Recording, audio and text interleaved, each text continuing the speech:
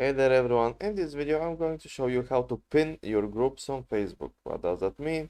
Well, that just means you can enter your groups, your favorite groups faster.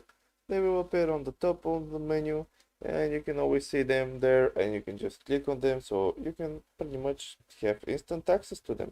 So let's get on to it. Open up Facebook. Once you've done that, click on this little menu right here. Then click on groups.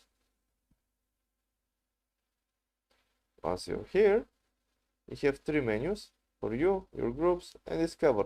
We don't need any of these. We just want to click on the little gear icon here. Once we've done that, click on pinned groups. And here, all the groups that you've joined in currently will appear right down here as a list.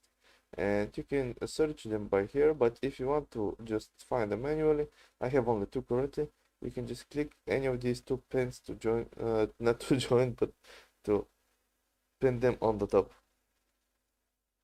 And there you go. And now these will always be on the top and you can have quick access to them because they're your favorite groups. And that's pretty much it. Hope this helped. If it did, leave a like and subscribe, and see you next time.